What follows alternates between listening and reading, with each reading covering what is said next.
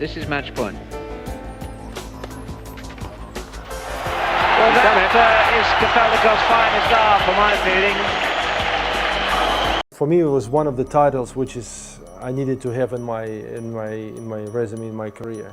In the spring of 1999, the professional tennis world was hit by a statistical anomaly that many purists found deeply offensive. The ATP rankings, the supposedly objective measurement of greatness, produced a new world number one, a 25-year-old Russian named Yevgeny Kafelnikov. On the surface, this was a logical progression for a man who had already won 2 Grand Slams. But there was a catch that the media couldn't stop talking about. Kafelnikov had just lost 6 matches in a row. He hadn't won a single professional match since early March. The press was ruthless. They called him the paper number one. They suggested that the computer was broken. But if you walked up to Yevgeny in the locker room in Hamburg or Rome that spring and asked him if he felt like an imposter, you wouldn't get a shy, humble response. You'd get a cold, steady stare. Kafelnikov didn't care about the prestige of the ranking in the way a poet might. To him, the ranking was a ledger. It was a 52-week rolling total of productivity.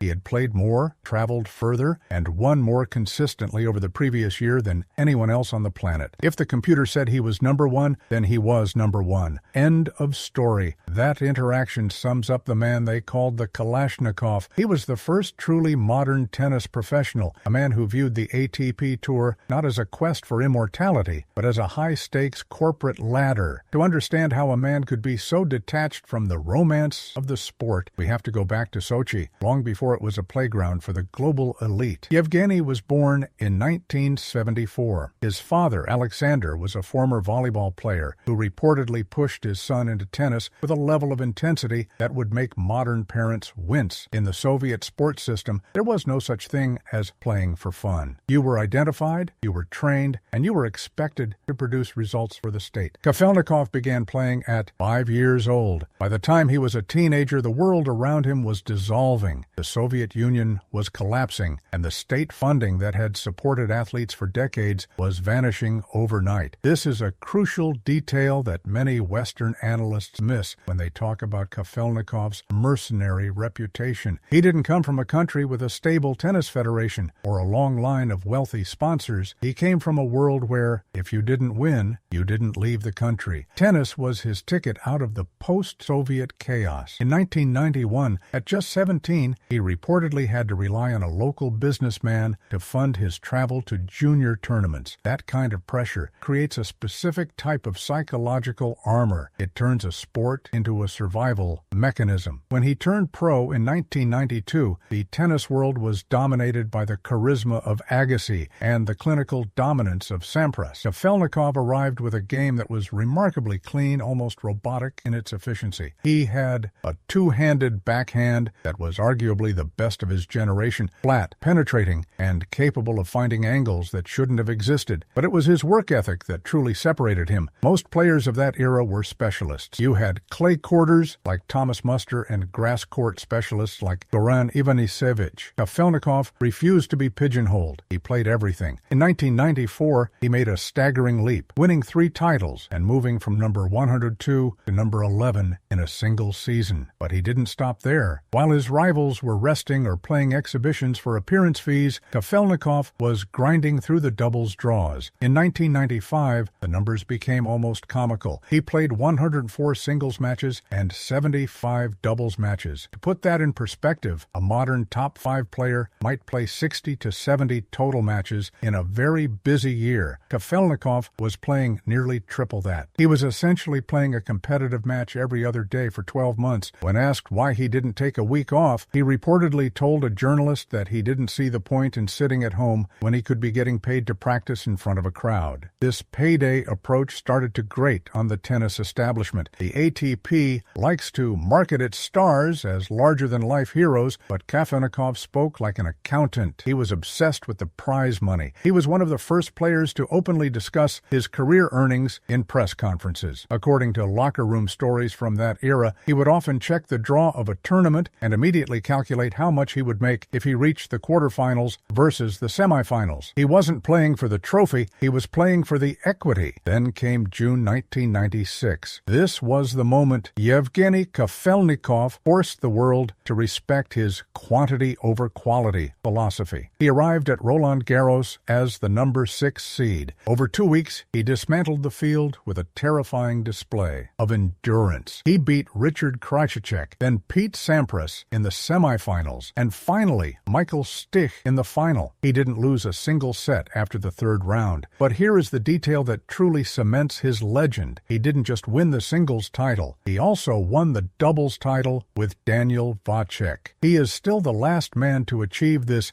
double at a Grand Slam. Think about the physical demand of that. On the days he wasn't playing 5-set singles matches on the grueling red clay of Paris, he was playing high-intensity doubles. While his opponents were in ice baths and getting massages, Kafelnikov was back out on court, fighting for a doubles check. Winning a slam usually turns a player into a global icon, but Yevgeny remained an outsider. He bought a private jet, a Gulfstream, which was a massive deal in the mid-90s. He used it to fly his coaches and his family across the world, further cementing his image as the CEO of a tennis corporation. There is a story, reportedly mentioned in Pete Sampras's biography, about Kafelnikov landing his jet in a city without notifying the airport. He was allegedly swarmed by police, and according to those present, Yevgeny found the whole thing hilarious. He liked the fact that he moved like a Bond villain. This friction with the public reached a boiling point in 1999. To be fair to Kafelnikov, his run to the number 1 ranking started with brilliance. He won the 1999 Australian Open by beating Thomas Enqvist in 4 sets. It was his second major title, and at that point, he was clearly the best player in the world. But then, the burnout finally hit. From March 10th to May 3rd, he didn't win a match. He lost in the first round of Indian Wells, Miami, Estoril, Tokyo, and Monte Carlo. It was a total collapse. Yet because of the way the points were falling for other players, specifically Pete Sampras, who was struggling with a back injury, Kafelnikov's points from the previous year's consistent deep. Runs kept him afloat. When the rankings were updated on May 3rd, 1999, Kafelnikov became the first Russian to hit number 1. The reaction was almost entirely negative. The legendary coach Nick Bollettieri reportedly said it was a dark day for the ranking system. Kafelnikov's response was classic Yevgeny. He didn't apologize for his bad form. He told the press that if others wanted the spot, they should have worked harder to take it. He held the top spot for 6 weeks. While short-lived, it was a massive cultural moment for Russia. Boris Yeltsin, the Russian president, was a huge tennis fan. He saw Kafelnikov as a symbol of the new Russia, powerful, wealthy, and capable of competing with the Americans on their own terms. Yeltsin even sent him a telegram saying that as a player himself, he understood how difficult the achievement was. However, Kafelnikov's most significant impact on the sport wasn't a trophy or a ranking. It was his role as a labor agitator. In 2001, he started a firestorm by publicly attacking the ATP and the Grand Slams over their revenue sharing. At the time, the 4 majors were making hundreds of millions of dollars in television rights and sponsorships, but only a tiny fraction of that was going to the players. Kafelnikov was blunt. He called the system socialist. He argued that the tour was taking too much from the top stars to support the lower-ranked players. He even suggested that the top players should boycott the slams if the prize money wasn't increased. Many of his peers, like Andre Agassi, were uncomfortable with his rhetoric. Agassi famously told the press that Kafelnikov should take his prize money and go buy some common sense. But Kafelnikov wasn't talking about common sense. He was talking about market value. He understood that the players were the product, and he felt the product was being underpaid. If you look at the prize money for a first-round loser at a slam today, you can thank Yevgeny Kafelnikov. He was the one who started the conversation about the living wage for professional tennis players. He wasn't doing it to be a hero. He was doing it because he hated seeing money left on the table. He was the first player to treat the ATP like a union-led industry. But there was a softer side to the money machine that rarely made the headlines. In 2001, after winning his 5th consecutive Kremlin Cup in Moscow, Kafelnikov did something that shocked his critics. He donated the entire prize check, approximately $137,000, to the families of the victims of a plane crash that had happened near his hometown of Sochi. It was a massive gesture that didn't fit the greedy mercenary narrative the media had constructed. It suggested that while he was obsessed with earning, he wasn't necessarily obsessed with hoarding. He just wanted the system to be fair to the workers. As his career entered its final phase, Kafelnikov became obsessed with a new goal: the Olympics. For a man who supposedly only cared about money, this was a strange pivot. There is no prize money for an Olympic gold medal. But for Kafelnikov, the Sydney 2000 Olympics were about something the ATP couldn't provide: immortality in the eyes of his country. The final against Tommy Haas was a 5-set war. Kafelnikov was 26 years old. His body was already showing signs of the massive workload he'd carried for a decade, but he refused to go away. He won 6-3, 3-6, 6-2, 4-6, 6-3. When he won the final point, he didn't do a corporate celebration. He collapsed. It was arguably the most emotional moment of his career. He would later say that the gold medal meant more to him than his 2 Grand Slams combined. 2 years later, he added the final piece to his resume: the Davis Cup. In 2002, Russia faced France in the final in Paris. Kafelnikov was the veteran leader of a team that included a young, explosive Marat Safin. Although Kafelnikov lost his singles match on the final day, the team's victory was the culmination of his decade-long project to make Russia a tennis superpower. He had taken the sport from a fringe hobby in Sochi to the most prestigious sport in the Kremlin. He retired in 2003 with 26 singles titles and 27 doubles titles. It is a resume that screams professionalism. He didn't wait for a farewell tour. He didn't want the gifts or the tribute videos. He simply stopped playing. He reportedly told friends that he had extracted everything he could from the game. His post-retirement life has been just as fascinating. He didn't go into coaching or commentary like his peers. Instead, he became a professional poker player. It makes perfect sense when you think about it. Poker is the ultimate distillation of Kafelnikov's tennis career: risk management, cold calculation, and the pursuit of the pot without the distraction of sentimentality. He cashed multiple times at the World Series of Poker, earning nearly $200,000 in live tournaments. But there were darker rumors, too. Reports rose that he had lost staggering sums in high-stakes online games. Some estimates suggested he lost over $20 million on full-tilt poker, which would have been nearly his entire career prize money. Kafelnikov himself has mostly stayed quiet about these claims, but the gambler label stuck to him just as firmly as the mercenary one did. When poker wasn't enough, he turned to golf. And because he is Yevgeny Kafelnikov, he didn't just play as a hobby. He became the Russian national golf champion in 2011. He played on the European Challenge Tour, and while he didn't have the same success he had with a racket, he approached it with the same clinical work ethic. He was a competitive machine that simply needed a new engine to run. Today, Kafelnikov remains a divisive figure. He is outspoken on social media, often criticizing the new generation of players or wading into Russian politics. He doesn't have the clean legacy of a Roger Federer or the warrior image of a Rafa Nadal. But we have to ask ourselves, was he wrong? Kafelnikov saw the future of sports before almost anyone else. He saw that athletes were becoming global brands. He saw that the tradition of the sport was often used as a smokescreen to keep players from getting their fair share of the revenue. He was the man who proved you could be a mercenary and a champion at the same time. He was the bridge between the old world of state-sponsored amateurs and the new world of multi-million-dollar tennis conglomerates. Many would argue that his greatest legacy isn't the trophies, but the path he cleared for players like Daniil Medvedev. When you see Medvedev arguing with a crowd or talking about the business of the game, you are seeing the DNA of Yevgeny Kafelnikov. He made it okay to be a professional first and a performer second. He showed that you don't have to be loved by the press to be the best in the world. You just have to be the most productive person in the room. The exact details of his financial disputes with the ATP remain somewhat murky, and many of his locker room outbursts have been lost to time or filtered through various retellings. But the numbers don't lie. Over 2,000 matches played in just over a decade. 2 slams, 1 gold medal, 1 Davis Cup, and 6 weeks where he was officially the best on earth, even if he couldn't win a match to save his life. It is easy to criticize a man who admits he plays for the money. We like our heroes to be motivated by something purer, like the love of the game or the pursuit of excellence. But there is a certain integrity in Kafelnikov's honesty. He never lied to us. He never pretended that the travel, the pain, and the pressure were anything other than a job. He was a worker who understood his value and refused to let the establishment dictate the terms of his life. In a world where every athlete's interview is sanitized by a PR team, the bluntness of the Kalashnikov feels almost refreshing. What do you think of Kafelnikov's approach? Do you think the modern game needs more players who are honest about their motivations, or has the business-first mentality taken the soul out of the sport? Does winning a singles and doubles title at the same slam make him one of the top 10 athletes of his era? The debate over his legacy will likely continue as long as people talk about the 90s era. But for Yevgeny, the debate probably doesn't matter. He has his trophies, he has his gold medal, and he has his jet. And in the world of Kafelnikov, that's more than enough. Let me know in the comments below. I'm particularly interested to hear from those of you who watched him play in the 90s. Was he as cold as the media made him out to be, or was he just misunderstood? If you enjoyed this deep dive into the business of the Kalashnikov, please consider subscribing.